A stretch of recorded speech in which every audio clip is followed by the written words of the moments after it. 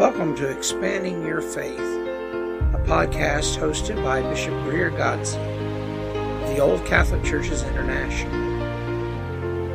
Expanding Your Faith brings together a panel of well-educated clergy and laity to discuss modern events with a biblical perspective. Our podcast is about to start. Please stay tuned.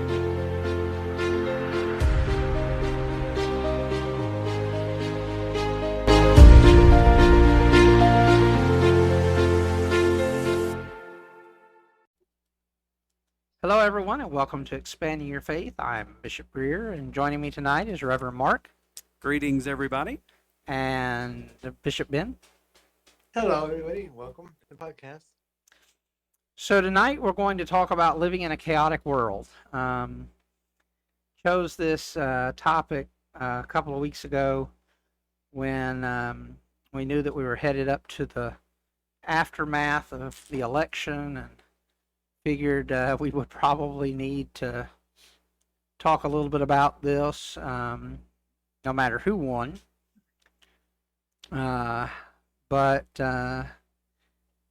even more so now, that a lot of things have happened since the election. Young people and people of color who've been receiving text messages telling them that they've been assigned a plantation to go to pick cotton over the last week, rather.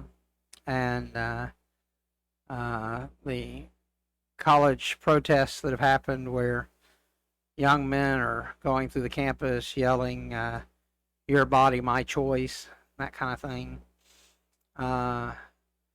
Chaos seems to be rearing its ugly head everywhere we turn.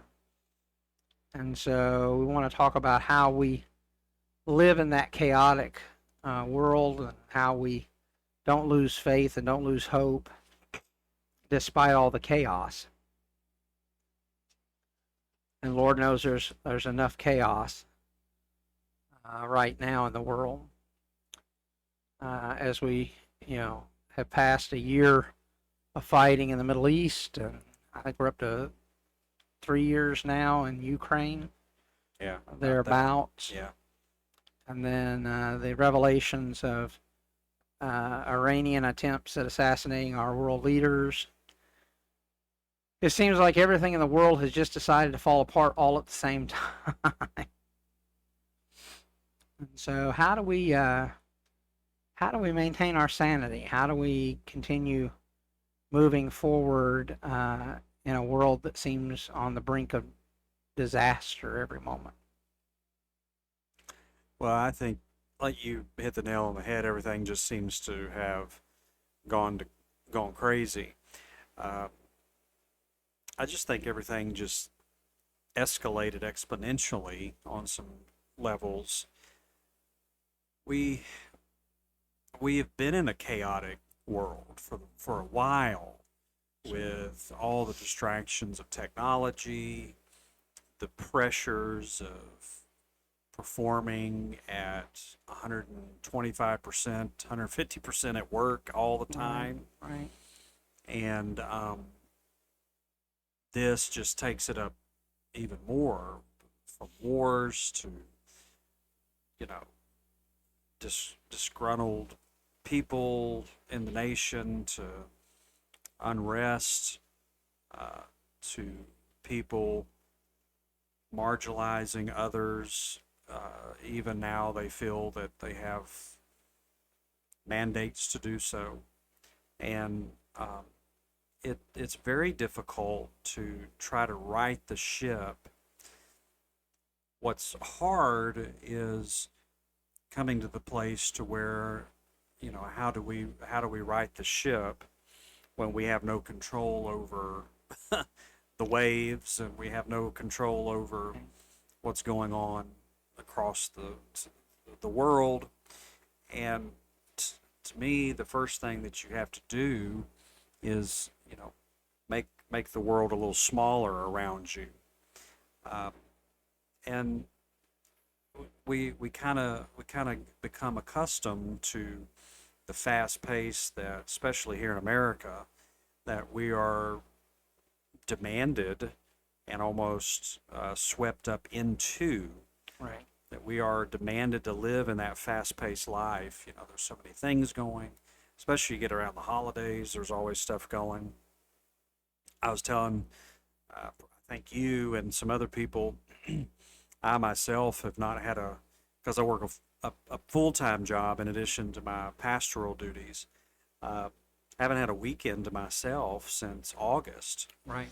I don't count the hurricane because that was a little bit of a stress central. Lord, yes. So there was no real break there. But just always something going. And good things, but still things going. Right. And it can be overwhelming at where do you start in handling, coping, combating, however you want to phrase it, the chaos in the world. Right.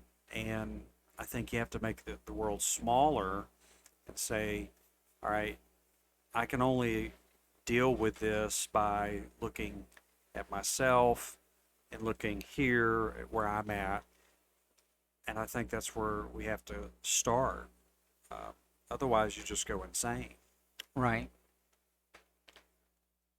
I think that's very true. And, you know, as much as I hate to say it too, but there are so many people that we tend to amass around us that thrive on drama Correct. and chaos. And sometimes we have to, make a break from those type of people. Yep. If nothing else, to maintain our own personal sanity. I think particularly in moments like this, Right. where Right. everything's escalated. Right. And so, if they want to live in that chaos, that's fine. But, we can't allow it to control us Right. and, Exactly. affect us. And when it begins to affect our peace, sometimes we have to, as a friend of mine put it today on Facebook, sometimes you have to be willing to burn that bridge. Yeah. And, There are some bridges that do need to be burned. right. And so I think that it's important to remember that too. And when you're saying, kind of make the circle around you a little smaller, not just from the aspect of cutting off some of the constant uh, flow of information, because, That's especially now that we live in a 24-hour news cycle, right. we are constantly bombarded by news and information. We instantly know if a butterfly farts in Africa, we know about it. And so sometimes we just have to cut that off for our own sanity and peace of mind. Oh yeah, uh, and when you make the world smaller, it doesn't mean that you stay that way. Yeah. It's making it smaller from the standpoint of how do I start processing, everything that happened in this past week or everything that's going on as far as the escalations. Do I turn it off? Do I act like nothing's going on for a season?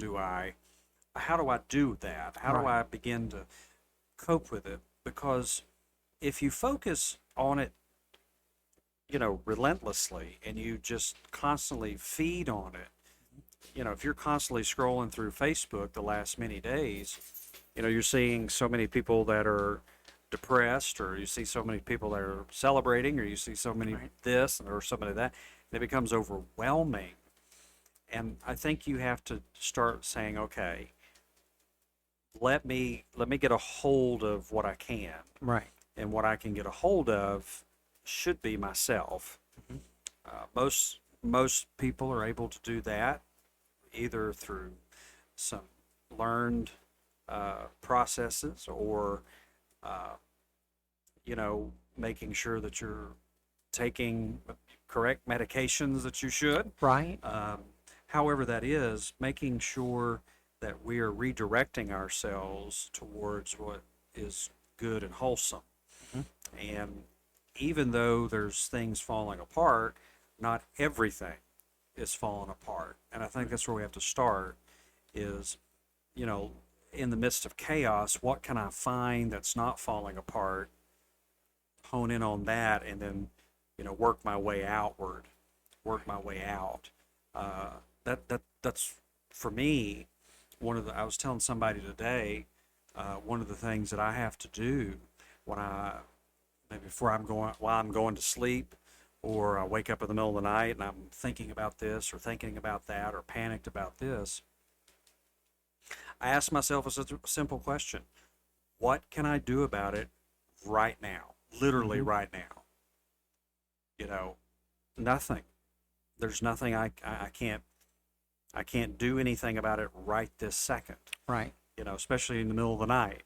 Right. And I may have to tell myself that 3, 4, 10 times, and then my brain starts to kick, and okay, I'll handle this at an appropriate time. Right. So, starting small, and then if you're able to grow and cope, then you expand beyond that. And I think it's important for us to hone in on and finding those things that are not chaotic in life. Right. It may take a minute, but it's important to find those things. That's how we are able to start dealing with the complexities. Certainly. It's easy to get drawn into the chaos. You were mentioning a minute ago before we started that you didn't wear your Apple Watch today. That's one of our that's one of my big downfalls is my Apple Watch. Yeah. Because it vibrates and I look at it. What's going on in the world now. Right. And sometimes it helps to remember to shut those things off or take them off and not let that influence you too much. We have to take a moment and be still, be quiet and to rest, take a breath. Right. Most of us, especially those of us on the progressive side, have been running all out since before Tuesday, and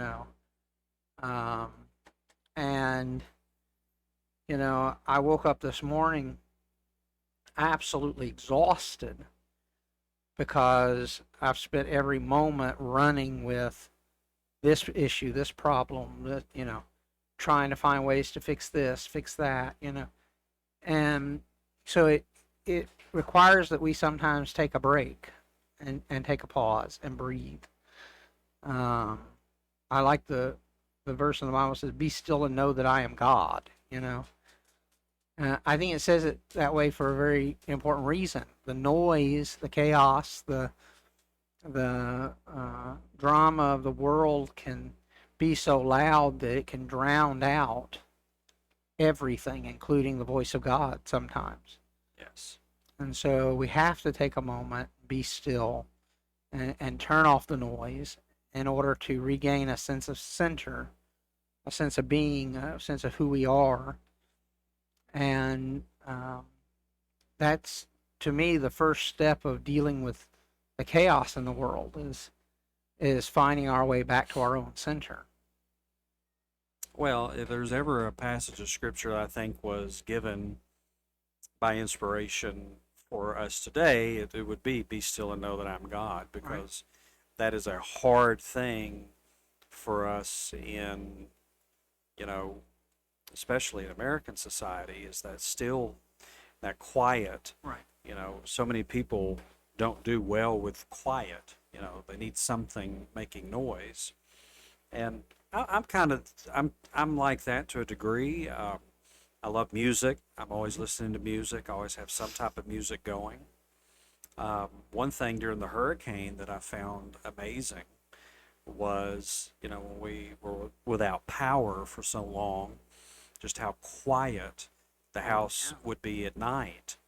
And, as hot as it was, I still was able to get amazing sleep because everything was quiet. There was no hum of a refrigerator, unfortunately, because Right. and all my food was going bad. But anyway, that's another story. Right. That's another coping session. And so, but I was amazed at how quiet everything was. I tell this story of how I went and visited New York one time and was there for, I don't know, 5, 6 days, whatever it was. And you, you, you kind of, you don't realize how loud everything is there because you're leaving your house, you're driving, you get on a plane, you're easing into just Right. constant noise.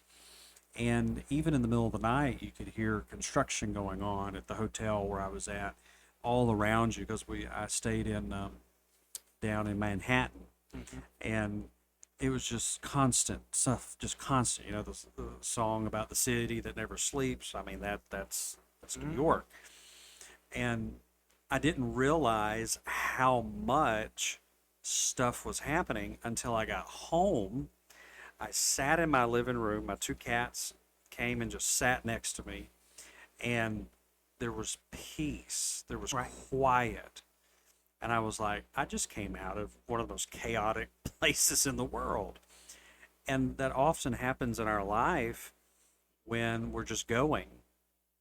And if we do what that scripture said, be still and know that I'm God, then we start realizing how much we're allowing life to, you know, draw us or overwhelm us or um, drown out our thoughts, maybe even Right. drowning out our emotions. Right. And we're just, I like it. I've said this many times. Don't let life just happen to you. Don't be like being thrown into the river that has the rapidly flowing water and just let it toss you wherever it wants to. It's important for us to take control through our thoughts, through our words, through what we're seeing on the regular around us. And sometimes we have to just turn it all off. Right. Sometimes we have to just stop and be like, I can't read one more news article about XYZ. I can't listen to one more expert opinion about XYZ. I need to turn it off for an hour, a day, whatever works for you. There are times when I go on vacation, I take the Apple Watch off and I leave my phone in the room of wherever I'm staying. And just the separation, there's an anxiety there at first because, I may miss something. I probably will miss something. Right. And it's okay. Yeah, the world will It's continue to go on. okay. And so, I set up situations, for people at church and in my home life and stuff. If there's an emergency, there's people that can immediately respond, but I'll be okay if I don't respond instantly. And so there's things that we have to do to pull ourselves out of chaos and not being tossed into that rapid river and being thrown around. I don't know if you've ever been whitewater rafting. It can be insane. And I used to go once, twice a year for several years. And I actually went on the Ocoee River, where in the '96 Olympics they did the Olympic rafting. Right. That's right. where they did it at. There were certain parts of the river you have to be certified to be on, Right. and then there's other parts where you just need a guide. And so we always went with a guide, and the river would toss us, and throw us around. But if we would paddle and work, and sometimes you had to work really hard at it, Right. you could direct yourself even in the midst of that chaos. Yeah, you may have had to listen to the expert at the back of the boat telling you which way to go, but you could navigate until you got to the calm waters. And even though there was a current there in the calm waters, there was some peace, and you could maneuver a little bit more. And that's what I'm talking about is being purposeful in life, to not just be thrown into the river and throw your hands up and like, well, I'm here. I guess I'm just going to crash against the rocks. No, Right. there's things we can do. Right. Well, that brings us to the next point of how we live in a chaotic world, and that is boundaries. You know, it helps to set boundaries, especially with people in our lives that have a tendency to bring chaos uh, and drama into our lives. It's okay to set boundaries and say, I'm not going to participate Yes. in this chaos, in this drama. Um, and you don't really have to have an explanation or a reason either. You can just choose not to participate. Um, sometimes the boundary is letting someone know, hey, I'm not going to talk with you about XYZ anymore. Or I don't want you, bringing your drama to me every time something happens. Or maybe simply you just don't answer the phone. You don't return the text message. There you go. Yeah. And that way you're not drug into that constant cycle of chaos and drama. And of course, there will be people in your life that you'll set boundaries with whose sole job in the world is to bust through those boundaries every chance they get. That's right. You know? And so, Yep. those types of people, sometimes you have to put a little distance there until they can learn that, your boundaries are important. But I think that a lot of people, especially nowadays, do not set boundaries for themselves No. and boundaries with others. And so you end up with a lot of hurt feelings. You end up with a lot of people that are, just disappear out of your life because, they've decided they just can't handle being a part of that drama anymore and leaving you all alone just because they don't know how to broach the subject of boundaries. They don't know how to articulate that they need, that boundary in their life. And so they end up just disappearing out of your life. It ends up being an acrimonious relationship or friendship. And so you have to be willing to just set those boundaries and say enough is enough. And to stick to those boundaries. Setting a boundary, it's like a 2-year-old. You set a boundary and you say, no, you cannot have a chocolate candy bar before dinner. And then you see your kid walking around with a chocolate candy bar before dinner. You can't just look at them and go, oh, well, that's okay. It's no big deal. You have to enforce that boundary. You take that candy bar away from them. You put them in the corner. You do whatever is necessary to help reinforce that boundary. And sometimes, sadly, some people in the world are just like 2-year-olds. You have to slap their hands once in a while and say, nope, you broke the boundary. So, I'm not going to, you're not going to do that. I'm not going to talk to you for a few days because, you broke that boundary. Something to help reinforce that boundary that you've put in place. In the Gospels, we often read Jesus doing just that, and that is setting a boundary or reinforcing the boundary or exercising that boundary, however you want to phrase it and say it. But he kept to his boundaries on many, many levels. One, there was many times that religious people wanted to draw him into arguments, to debate, and Jesus wasn't sent here to debate and have, discourse, angry discourse, Right. with those who were trying to manipulate him. And so he realized there was manipulation involved, and he wasn't going to participate. So he either would draw in the sand in some cases, or he would, send back words of maybe encouragement or something that made them think at a deeper level. But he wasn't engaging from the standpoint of, let's have like we do on Facebook sometimes, where we have these endless arguments that, lead us into no type of victory or peace, or, Right. there's no good at the end of it. And also, they were always trying to get him, because they saw him do these miracles, they saw him perform these supernatural acts. They wanted him to establish a literal kingdom in the earth, Right. raise up an army so that they could combat against their oppressors, Rome at the time. And so, Jesus, that's not my assignment. That's not what I'm here for. So he exercised, I'm not crossing over as much as you want me to. I'm not going to cross over into that line of thinking and give myself over to that line of thinking. Oftentimes his exhaustion was seen, and he pulled away, and he set up a time in which he would go pray. He pulled away to himself, and he would pray, and God would replenish his strength.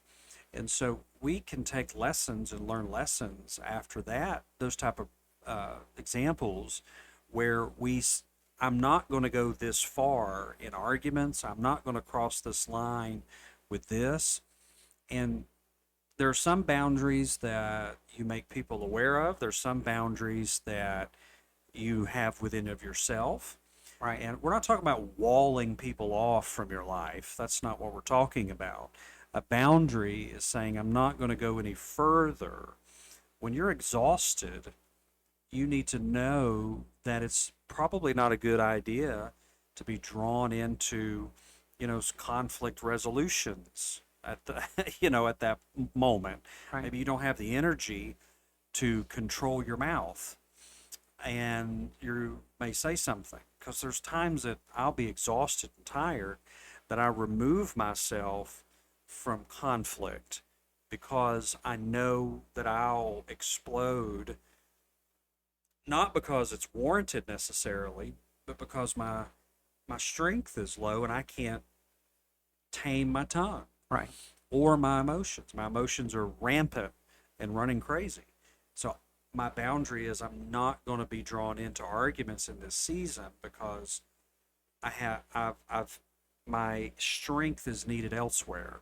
My strength is needed to survive, or my strength is needed to, get by, or my strength is needed to complete a particular task. I don't have the energy to argue with you. Right. That doesn't mean that I don't ever resolve the situation. It doesn't mean that I don't ever step back in, because that's unhealthy to sweep things under the rug. But recognizing that's a boundary. Yes. That's something I don't need to cross in that moment. Right. Well, I wanted to add, man, you all are covering it pretty good. Same token, how, like, as clergy, we know how to deal with some of this stuff, like setting boundaries and finding time for peace for ourselves. But how do we tell, like, our congregations how to set boundaries for themselves and how to find their inner peace? What's the best advice we can give our congregations? Well, that's a good question. I think ultimately it boils down to they have to, first of all, decide what's important. That's the biggest part of all of this is, especially when you're living in a chaotic situation like we are now, is what's most important. And then once you identify that, the next step is to say, what can I do or change? What can I be effective with? Because I think that in some regards, part of where we end up losing our boundary is this idea that we can fix everything. Right. And so we have to be able to sit and go, okay, this is important to me, but I can't fix this. I can't fix that. Just to use the election that just happened, there's nothing we can do to change what has happened. That what has happened. So now comes the question of what do we do from here? What comes next? Right. And so I think you have to identify that. And then once you've identified that, setting the boundaries then is a little bit easier because you can go, okay, people that come to me and want me to deal with this over here that's not important to me and that I can't do anything about, I'm not going to engage in that. That's one of my boundaries. I'm just not going to engage in that. And so it requires them to take the initiative to figure out, like I said, number one, what is important, and number two, what are things that I can do. And once you identify those, then you can help. They can find for themselves the boundaries to keep those things in focus and keep from being drug off into other avenues there's nothing they can do about. Yeah, there are boundaries that are temporary. There are boundaries that are lifelong. Right. There are boundaries that are, last a little longer than, maybe a few seasons of our life. And we need to recognize the difference with those. There are some boundaries that, like, I've shared before when I'm dealing with, depressive thoughts or dealing with low energy. There's certain shows that I won't watch because they Right. deal with heavy topics, maybe suicidal topics or depression or you know abuse situations, and Right. I don't have the ability to not lose myself into that. So I spend I guard my gates in those moments. It's the same principle of I don't engage in those type of arguments you're talking about. It's a Right. boundary, and those are strict boundaries when I've recognized that I have low energy or I'm dealing with thoughts that are not healthy. Right. Um, it's not something that I stick with all the time, Right. but it's something that I do engage in on the regular. If you have a partner or a spouse, sometimes it's good for them to know those boundaries. Hey, I'm in a very bad headspace right now, so I need you to help me, uh, or just recognize that I may not talk a lot, or whatever the case is. There's situations where you can say, hey, I need to implement some boundaries on my interactions with stuff or whatever. So it's important for us to recognize that some of those things need to be on the regular and some of those things need to be just um, maybe temporary, and that's okay. Right. Absolutely. Um, I agree with that. And as you said, there's sometimes lifelong boundaries. People who are routinely abusive and are not. I use my mother as an example. Somebody who refuses to get mental health help, who's very abusive. You know, that ends up having to be a lifelong boundary, not necessarily of my own making, but because that person was told, you have to get the help you need to overcome these issues, and leaving it in their court. And if they don't ever do that, then it ends up becoming a lifelong boundary. So I think it's important to understand that as well.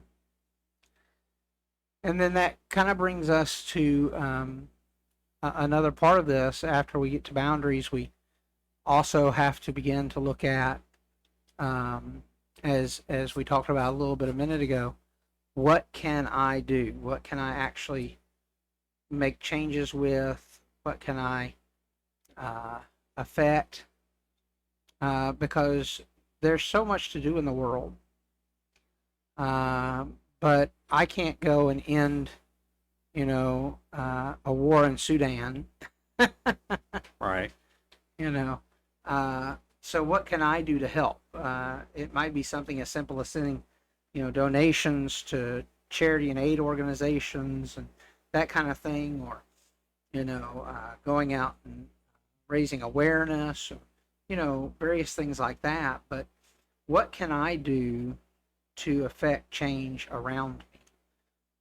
And as I have said in many a sermon, it becomes a concept of each one reach one.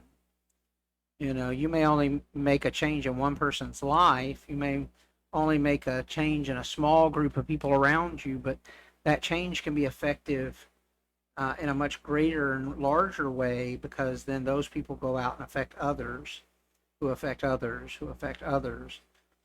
And that's how good things happen.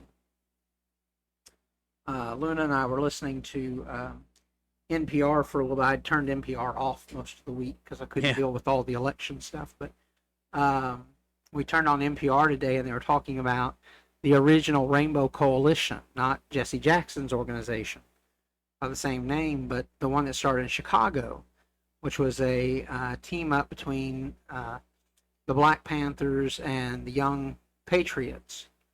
The Young Patriots were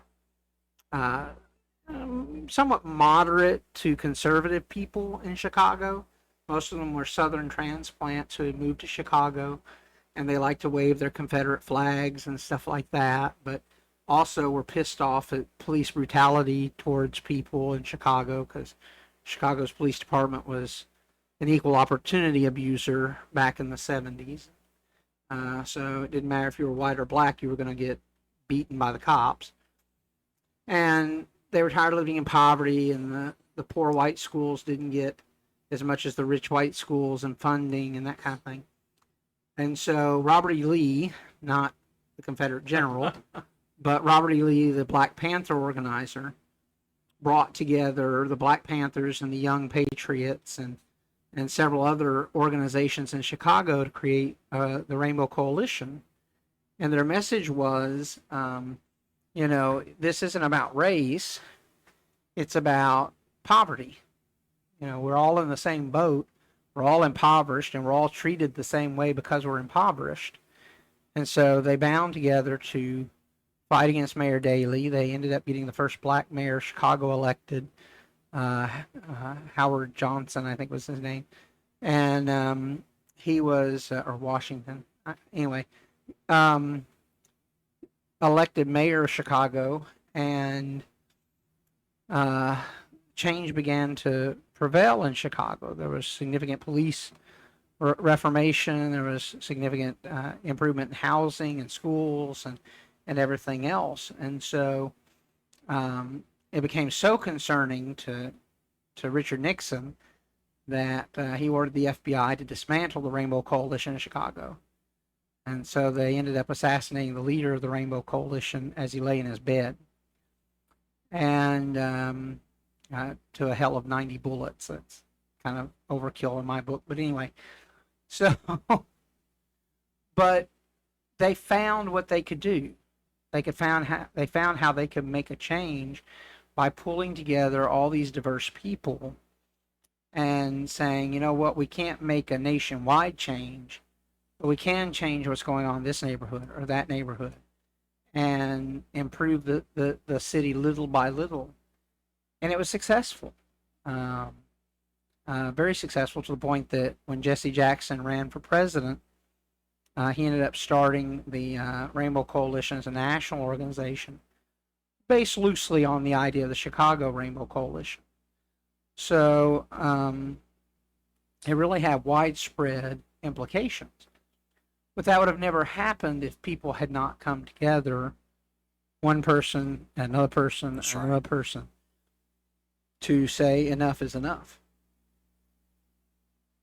Yeah, and often we have to do that where, again, you're making your world smaller, and you're looking home. You're looking at what is it that I have control of, that I can do something. Sometimes Jesus taught it, if you give a glass of water to somebody in my name, then you've done it. Right. It's as if I'm doing it. And so we have to look and say, what is it that I'm able to do? Sometimes it's, extending kindness in a moment. Back up, it's as simple as when you're going through difficult moments in life, sometimes the biggest breakthrough is getting out of bed in the morning. Right. Well, moving forward, what is it that I can do to change the world? Sometimes it's being kind to the people at the stores, Right. and then moving beyond that, moving over into, how can I help the local homeless shelters, or how can I, because there's many organizations that are doing things, they always need people. Right. And so volunteering at places like that can get your foot in the door, can get your brain started as far as how can where's the thing that I am placed here to go solve? Where's the problem that I'm placed here to go solve? Because I wholeheartedly believe that there are certain things that only, I'm here to solve, I'm placed here to solve, you're placed here to solve, and so forth. And so reminding myself to find those passions that I move towards, and then giving myself into those, those passions of, the people that I want to help, the things that I want to do, and giving myself over to that, and then creating the boundaries in life that keep me on that road doing those things. Because, I'm not called to be president, I'm not called to be, ruler of some area of the world, but I am placed here where I'm at, and it does to do specific things. It doesn't mean I step back and go, well, I can't change the world all in a snap of my fingers, so I guess I'll just sit here and watch Star Trek over and over again, which is a great thing, by the way. Right. But no, we can always move beyond just ourself, or the mindset of, well, I can't change XYZ, but we can change things that are close to home. Right. These two groups coming together that most people wouldn't have ever thought would come together, and they came together and started a movement. Right. And so there's always something to be done. There's always some love that needs to be given. And if we have that in ourselves, we're commanded, we're instructed, we're encouraged by the Almighty to do so. Right. Absolutely. Bishop Ben, your thoughts? Well, I was gonna call mine. Like we were having a general discussion before the podcast, and talking about living in a chaotic world. Last Saturday's podcast has a lot of bearing on today's things that are going on now too. Is it just that is it suffering, or is it merely an inconvenience? Right. We had to look at today, what's going on today, but also, do we have what it takes to change what's going on today, Right. and have the patience for it? Right. Like I tell people at the hospital, we can sit here and talk about politics all day long. We can talk about the shortcomings of Trump, the shortcomings of Harris. But end of the day, what difference does that make right now? Right. And we all need to come together as a community, as a world, and help each other out. And find a path forward. Things that we can do to Exactly. improve our area. And I think to some degree, we, those of us who were down here for the hurricane, we got an opportunity to see some of that in the aftermath of the hurricane. What can be done when we all pull together and work towards a common goal. That's right. I mean, I was driving down Walton Way today, and what a difference a week makes. Last week when I drove down Walton Way, it looked like nothing had been done. Trees still piled up everywhere. There were lanes of the road blocked off with trees in them and everything else. And then you drive through today, and about half the trees are gone. The road is completely cleared now, so that all the lanes are open and stuff. And so, I mean, when we work together towards a common goal, there's so much that we can accomplish. And, I don't have to do everything. I don't have the skills and the talents that others have. And so, that's where when you are teaming up with others to do important work, it's important to rely upon their strengths, and the assets that they bring to the table, so that they can help you make even more effective change. That's right. Yeah. And we get so sidetracked because we allow things and people that are, you know, hundreds of miles away from us to stir us up and say, you know, your neighbor is your enemy, or this person's your enemy, or this person's, off their rocker.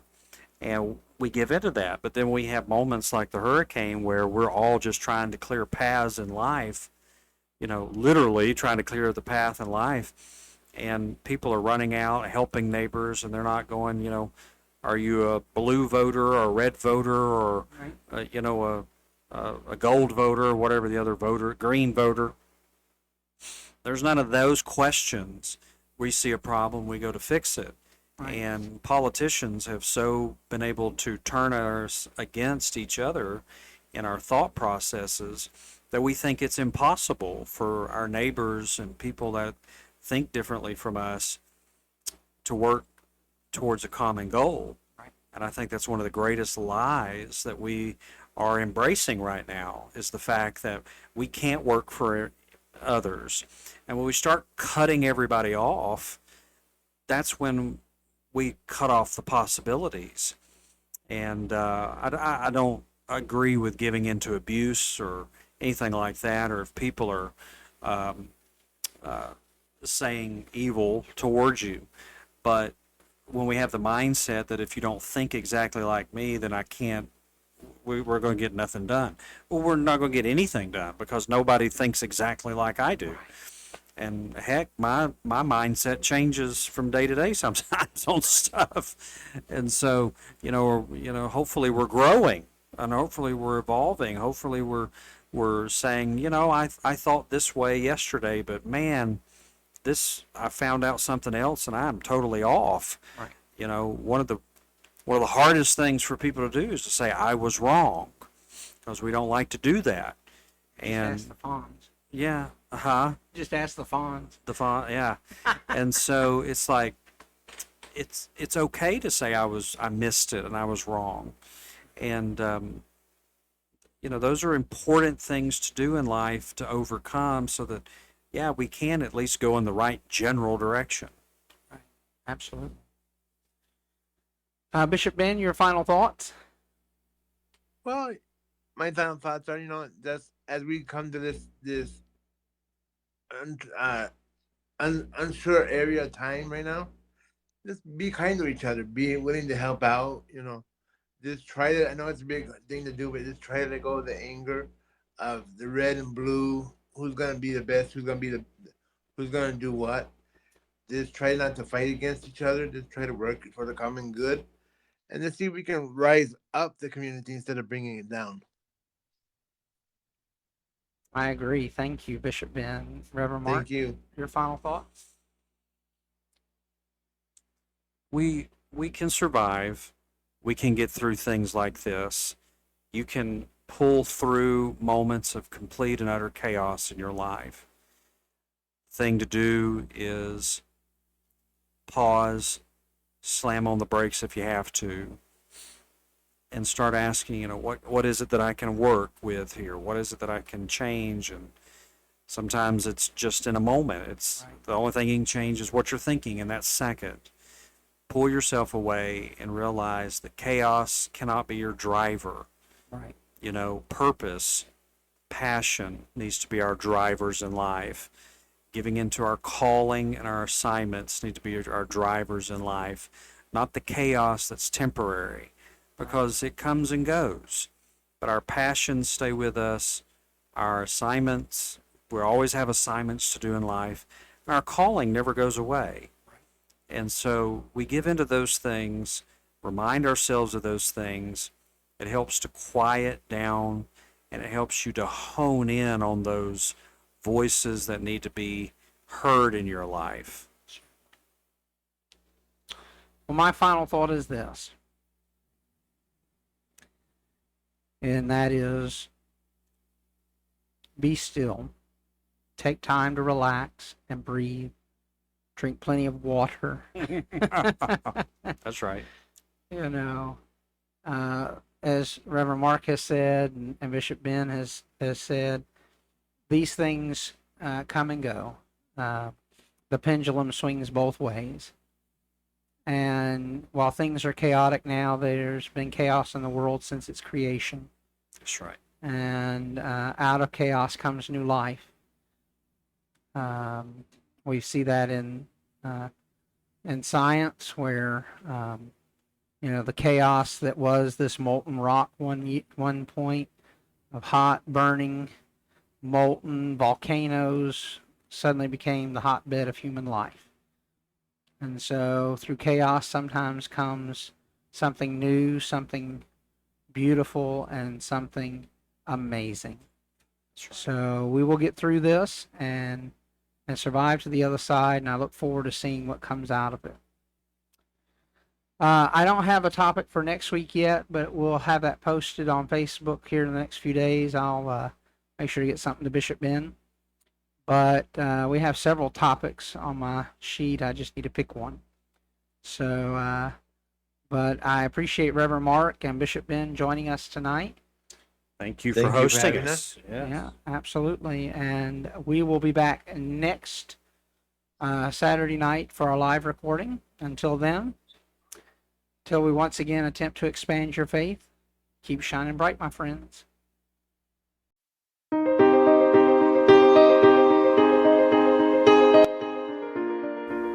Thank you for joining us for this episode of Expanding Your Faith. For more information on Expanding Your Faith, check us out on facebook.com/Expanding Your Faith. We are available on Apple Podcast, Spotify, Google Play, and wherever you find your podcasts. Until next week, when we once again attempt to expand your faith, keep shining bright.